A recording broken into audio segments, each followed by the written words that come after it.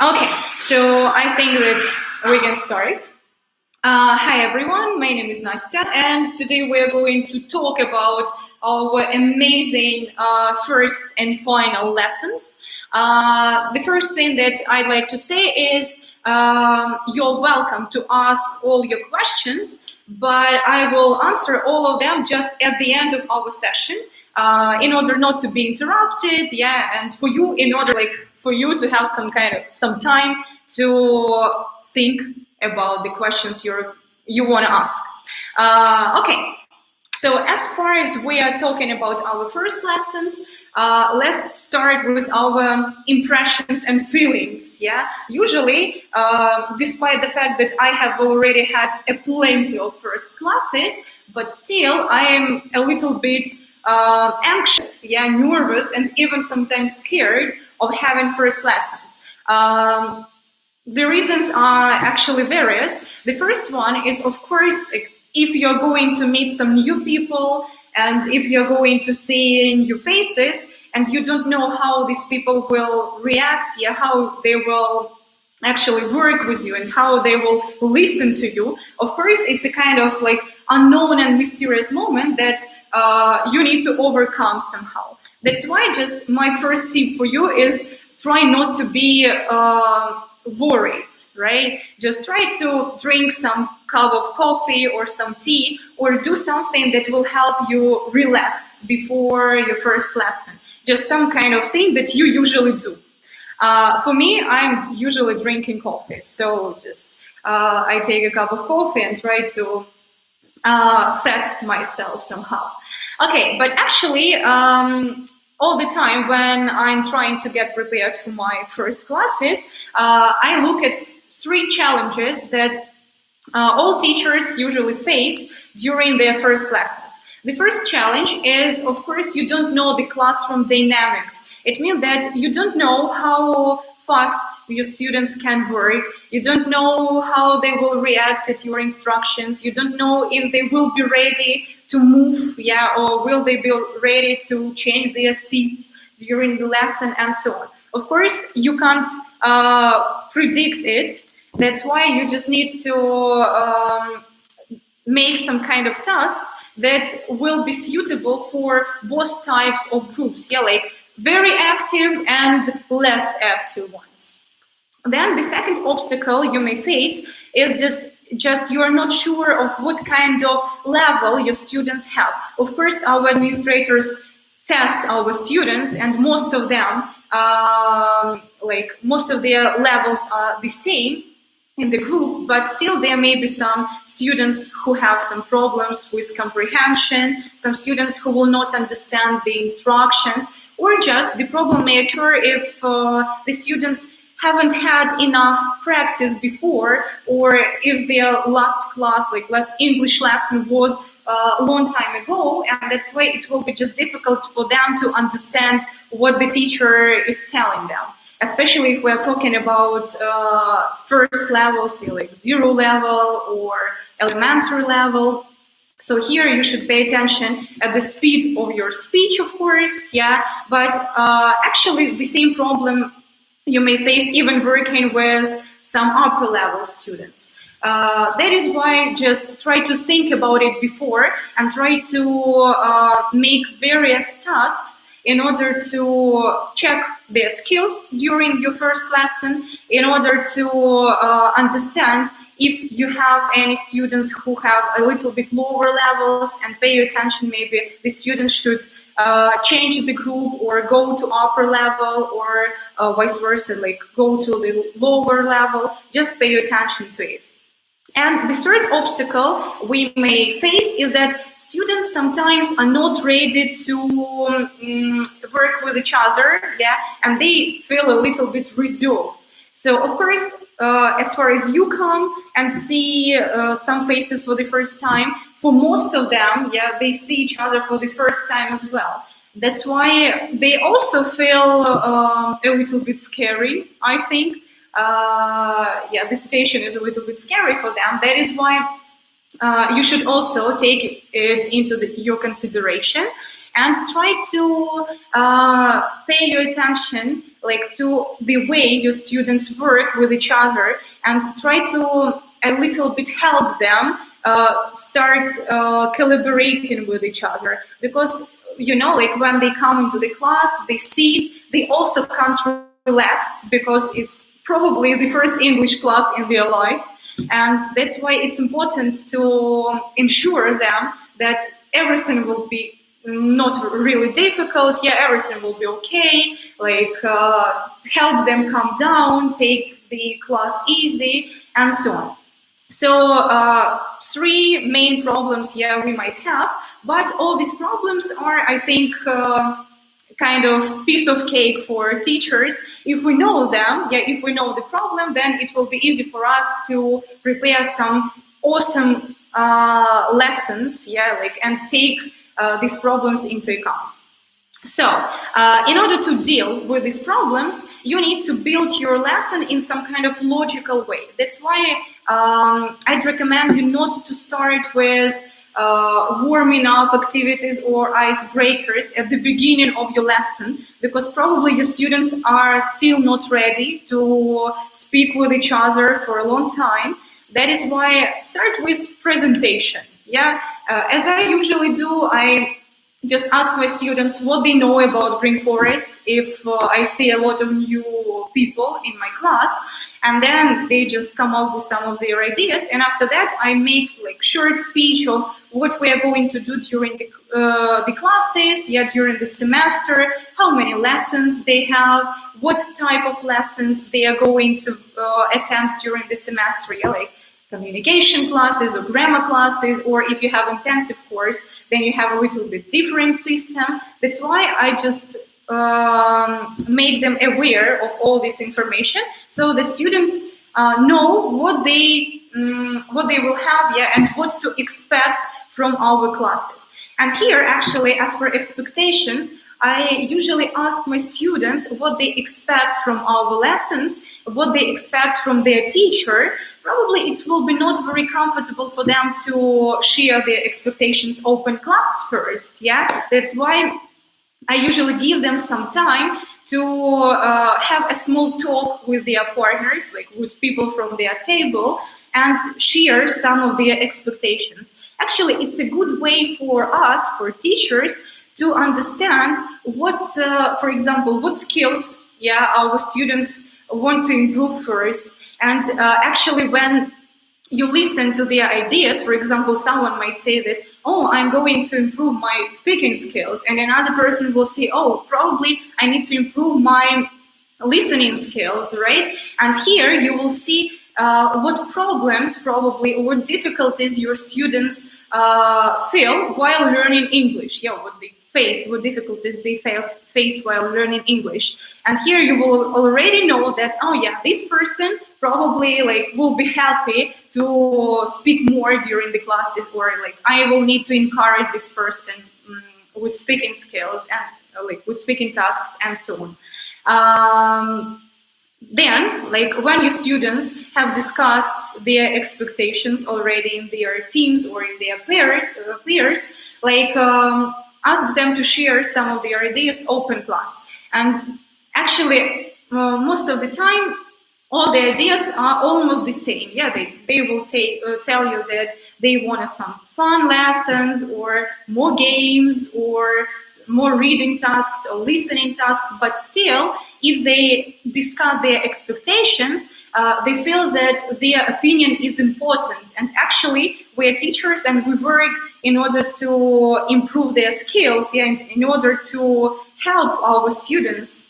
That's why, so just my recommendation is to ask about their expectations, and after that, you will have a good chance to share your expectations. So usually I used to discuss some kind of rules in the class. It's impossible to discuss the same rules all the time, because we have some students who start from elementary level, and then continue studying with the same teacher. That is why I stopped doing it. And then I started to ask about their expectations. And after that, I revealed my expectations.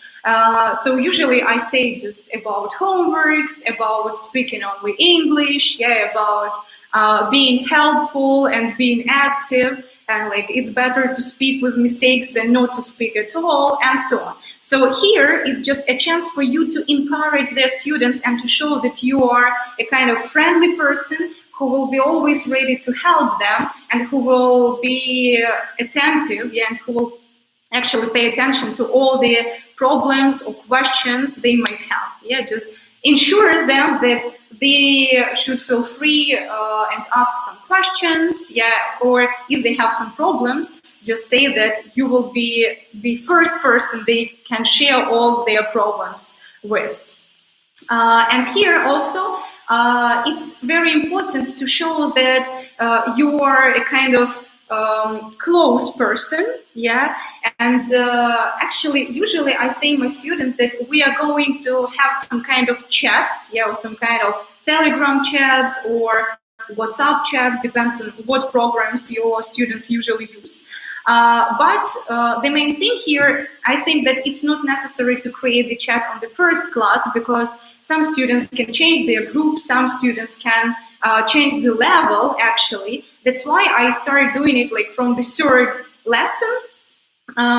We just exchange our phone numbers, and I choose some person who will be responsible for a chat. This person creates the chat, and and I already explained for my students that it will be useful for both, for me, just because I will be able to share some useful. The first rule on our chat is to speak English only, and they will be able to ask each other some, at least about home tasks, and they will be able to ask me if they have some questions, or they have some problems. For example, sometimes their program may not work, or they can find homework. That's why they can just write the message, and or me or my students will help each other.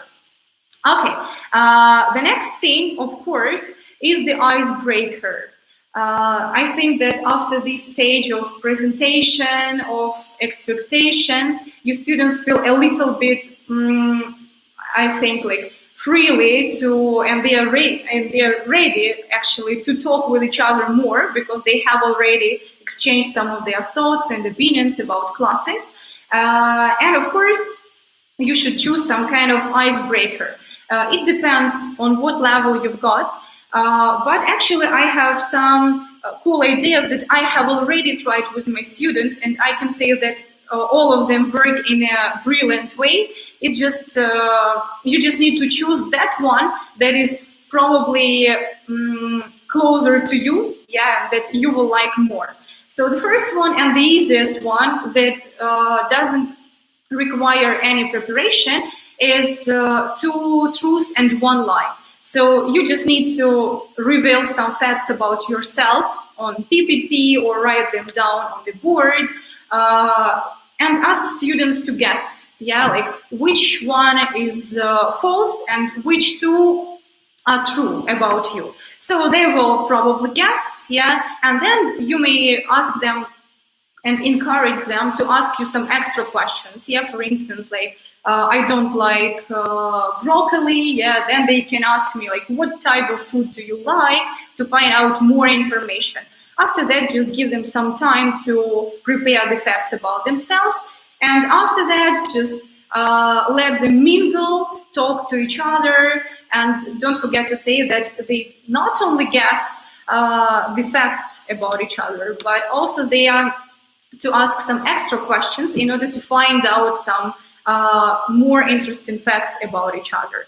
In this case, I ask my students to make some notes, so I just give them some charts or some kind of piece of paper so that they are able to write down the name of their partner, right, and some facts, and so on. After that, they just share some interesting information they have found out, and it's a good way for them just to memorize the names and at least to break this ice and to know something about each other. The second one, it's one of my favorite icebreakers. It's called the deserted island. In this case, I just show the picture of some ship crash, of some crashed ship, right? Like, and I explained that you were traveling on ship, yeah, and you suddenly had a shipwreck. So now you're on the deserted island, and while you were trying to save your life, you just saved three things that were like the most important for you. And here I say just that these three things are definitely connected with your life, with your interests, with something you really like, yeah, and something you can't imagine your life without. So, and I show some examples about myself, yeah, like I usually say that I will save the pair of sneakers or trainers because I can't imagine my life without moving, and I usually walk a lot and I like running. Then I will save a camera because I like traveling and taking pictures, and I will save a bottle of wine, yeah, because I think that in every situation, in every difficult situation, it's better to drink wine and then perform some actions. That is why, like, I share these three things to show them that it's not the things that they need to use in order to survive on the island, but three things that are the most important for them. After that, I give them just 1 minute to come up with with those three things they will save. And after that, first of all, they just mingle. Yeah, they tell what things they have in their list and explain why they have like chosen those kind of things. And here again, they talk about their hobbies, interests, jobs, and so on. It's not the end. After that, I just ask them to work in their teams or to work in pairs. It depends on how many students you have, and it depends how talkative your students are. So if they are really talkative, then I just ask them to work in pairs. If you see that your group is less talkative and probably they need more time to get to know each other and to get used to each other, then just let them work in groups of 3 or groups of 4. After that, when they sit together, I'm sorry. So I ask them to share their lists of 3 necessary things again. And after, I ask them to discuss how they can use the objects that they have chosen in order to survive on the island. And here they come up with some crazy and really fun ideas, yeah, like how to use, for example, a lipstick, or how to use heels, or how to use a mobile phone, yeah, on the island where there is no electricity, for example. And they just are to create some, or come up with some creative ideas. And after that, I regroup them and let them tell a little bit, yeah, about their ideas, share them. And actually, it's a very fun activity. Of course, it's suitable for higher levels, yeah. But okay, the next one is find someone who, yeah, it's like the easiest way, like how to break the ice in our class. Here I just have two ways. Yeah, if you have completely new students who don't know each other, it can be some general questions. If you're working with students who have already studied together, then try to come up with some interesting ideas, yeah, or some crazy things. Ask each other about those kind of things, find out more facts about each other, and so on. The next one, the last but not least, it's the activity that I have recently tried. It's called positive, negative, crazy. So it's really cool activity for all levels, I think, starting with elementary. So you just show the topic on the screen. For example, the topic is food. After that, you give them a ball, say this word out loud. Yeah, like for example, crazy. A person who catches a ball is to tell some, or is to share some kind of crazy fact connected with this topic. For example, if the topic is food, the person can say like, one day I ate the whole pizza, like a big pizza, or on my own, just, or alone. Then you continue, yeah, then you can say the word negative, and then the person will need to say some kind of negative fact connected with the topic of food, like, for example, I hate broccoli, yeah, or I've never tried sushi, or something like that. After that, they continue throwing the ball, yeah, and you can say the word positive, and after that, the person will need to share some positive fact connected with food, like, for example, I can't imagine my life without ice cream, or I adore visiting McDonald's, and so on. After that, you change the topic. Students will see a new topic on the screen, and you continue the game. So it's a good way to break the ice in some smaller groups, yeah, where you don't have 16 people, but where you have like 8 people. So it will be not very time consuming, but still very interesting and involving, and it will actually help you break the ice between such kind of people. And actually, if we are talking about tasks with less preparation, you can even choose 2 or 3 of them in order to, first of all, yeah, see what kind of students you've got in your groups. If they are more talkative, okay, just tell them about the deserted island. If they are less talkative, then probably it's better to start with something less difficult, you know, like, and here, this kind of positive, negative, crazy will be useful for you. So I just recommend you have plan A and plan B, yeah, in order to choose which one is most suitable for your group.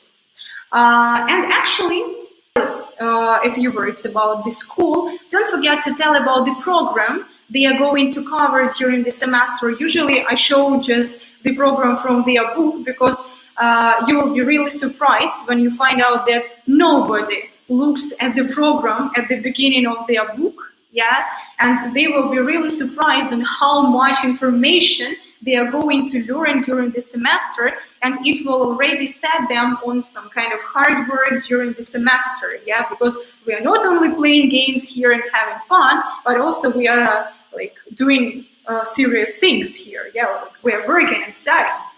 After that, don't forget like to ask students about their expectations, and after that share your expectations with your students. Then you might choose one of the icebreakers, yeah. As for them, I will share more ideas. I will just ask Tanya probably to send the letter with some necessary materials. I have already created them for you, so I think that you will definitely find something useful. There you will also see a few books connected with first lessons and different kinds of icebreakers, and some recommendations for teachers how to get prepared for their first lessons. And actually, you will find all the materials for those icebreakers I have already told you about. And of course, their level, yeah, like you can explore what kind of level your students have, what kind of difficulties they might have, like difficulties in speaking or listening and so on. So of course it's necessary to show our students how our online platform works. For that you can just choose the first class that is usually introduction, yeah, and it's created for warming up, for knowing each other, for breaking the ice. And but in this case, actually try not to use the tasks like not to overuse these tasks from the book, because I think that it's more necessary like to break the ice and to get to know each other during our first lesson, yeah, and then starting with the second lesson, you will have just more chance to work with the book and so on. But still, it's necessary to show how the book works and how the platform works and how students can check their home task, for example, yeah, if they miss the class and so on. So it's really important so that your students do not have any difficulties during the semester. Because I have the situation when I forgot to tell them how to register for special courses, and actually that special courses exist in our school, and they were really surprised at the middle of semester that we have some extra classes. So just don't forget about it, and the presentation for the first lesson I will also share with you, and you will see actually how I usually do it. Okay. So, and at the end, don't forget to give your students some time, for probably like 5-7 minutes, for them to ask their own questions. Yeah, the questions might be different, yeah, like as for the time of their classes, as for the program, as for the teacher, yeah, and so on. So just let them ask the questions in order for them to feel comfortable, yeah, and to know everything about your first lesson. And actually, to know everything about your further lessons. Okay, and after you have had your first lessons, you're going to cover some actually huge amount of information. Yeah, that's why after that, of course, our students writing some final tests. And then at the final lesson, we are going to sum up everything that we have learned and everything that all the results actually that your students have shown during their semester and during their final classes. So as far as our system has a little bit changed, it's not necessary for us to create some big test feedbacks, because all the results, actually, our students know exactly when they pass the test. For example, you can already provide them with the answers for their listening part of the test and speaking part of the test and so on. But actually, it's necessary to give some feedback at the final class. But I choose just two. It's like one of the most difficult tasks for students while passing their tests. That is why I give them some feedback on writing, and I have just 3 favorite activities for that. The first one, as the easiest one, I just collect all the widespread mistakes. Yeah, I prepare the running dictation for them. I hope that you know what it is. You just have some separate sentences. Your students work in teams. Yeah, one student runs, takes one paper, then comes back together with the group. They collaborate, try to correct the mistake. After that, they show the answer to you, yeah, to their teacher. You check if it's okay. Yeah, then the next student runs and takes the next paper and so on. Yeah, it's like the easiest way how to do it, but it's a really fun and entertaining way. My students really like it. But be careful, because your students can hit each other with mistakes on the screen. And ask students, like ask each team, for example, to choose one person who will take part in a battle. You will show one sentence, and a student who finds and corrects the mistake faster will bring 1 point too. Yeah, but they try to think on their own and use their own minds. Also a good way actually to draw the auction. How to do it? It also doesn't require any big preparation, but you need to choose just 10 up to 12 sentences. Some of them should be correct, some of them should contain mistakes. And you actually don't have to say how many correct sentences there are and how many mistakes there are in the sentences. Just reveal them on the screen and give your students some time to have a look at the sentences, collaborate in their teams, and give them time to decide which sentences are correct and which sentences contain some mistake. After that, you start your auction. You just give each of the teams, and after that, you choose randomly. Yeah, you can do it. You choose one team who starts. For example, like the first team who is going to start, they should find where the sentence with mistake is, and they will just say you the number of the sentence. For example, like sentence number 2, yeah, and it means that they are going to buy this sentence, and they offer some amount of money. You should also set the rule that, for example, the smallest stake they can make is like, for example, $100. Yeah, and it's the starting sum of money for them. For example, they can just offer you $100 for sentence number 2. Yeah, after that you can say like offer more money. Yeah, and actually bargain and have a chance to get this sentence, to buy this sentence. So this procedure continues. It's interesting, yeah, because your students don't know which sentence is correct, which sentence is wrong, and some students can spend their money on wrong sentences or on correct sentences that actually they don't need to buy. So after you sell all the sentences, your students, you just need to make notes, yeah, of what numbers of sentences each team buys. Yeah, I just write it on the board, like team number 1, 2, 3, and 4, and numbers of sentences that they have bought. After that, in turns, the sentence, they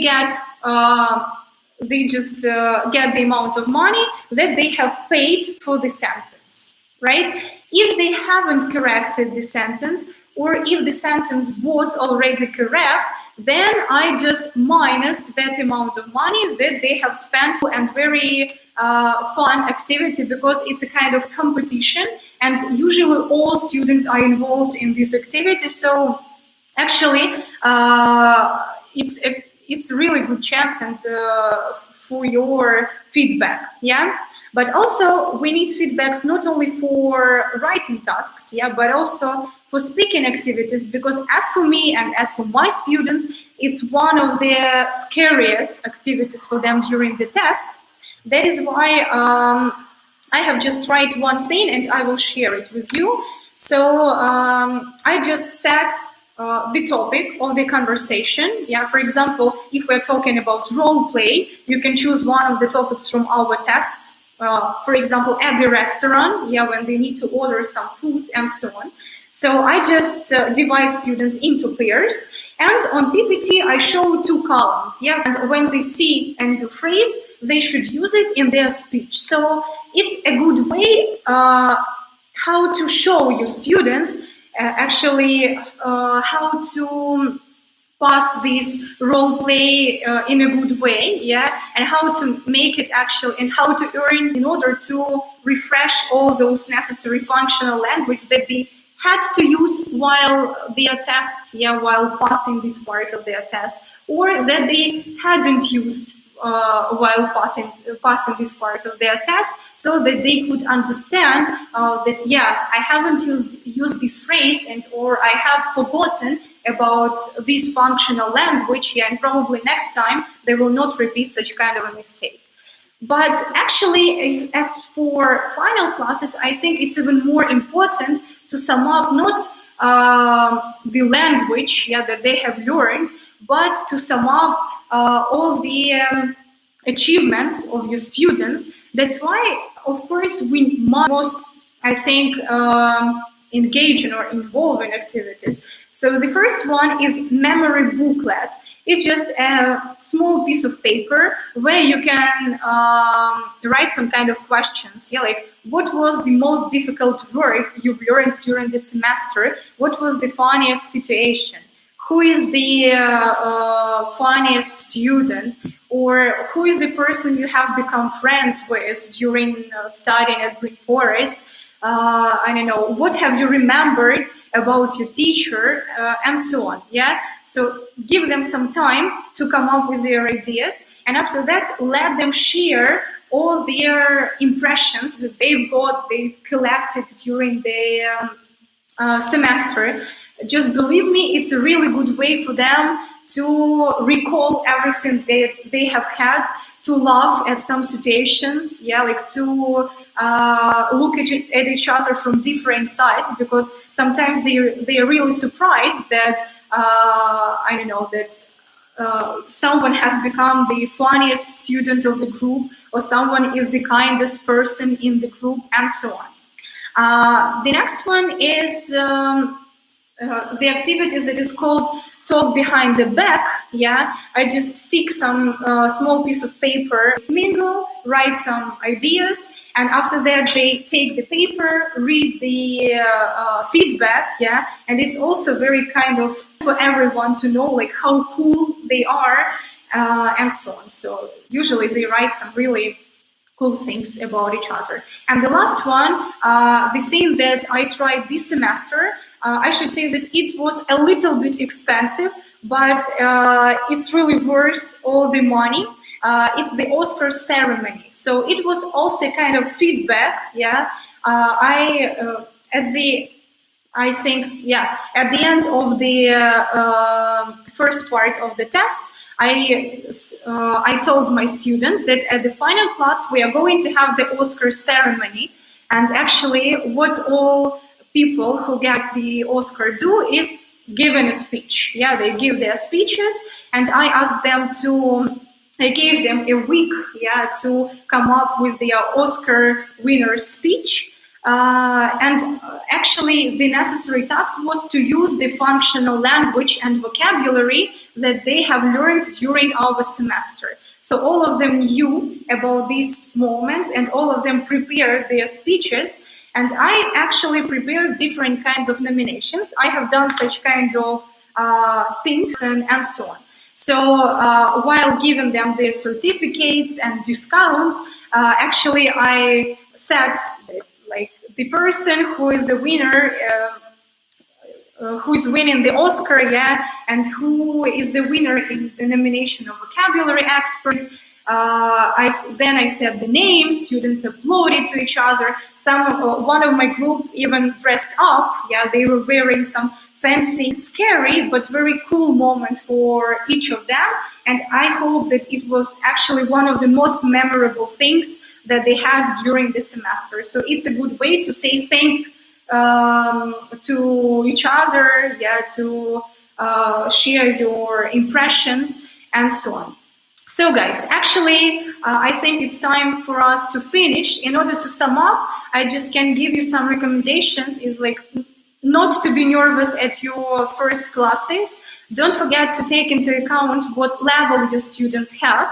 Don't forget that at the first lessons, your students might be scary and anxious. Yeah, so don't force them at the first class, and give them some time to give your feedbacks.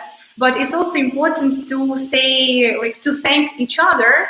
That is why, actually, I hope that you will find some of my tasks useful, and I'm going to share all of them by sending the emails. So, do you have any questions? We have 1 minute, actually, and I'm ready to answer all of them. Any questions? Okay, thank you. All right. So as far as we finish our session, yeah, then you're welcome to ask them. You may just text the by email, and I will be ready to answer all of them. Thank you so much, guys. Have a nice day. Bye bye.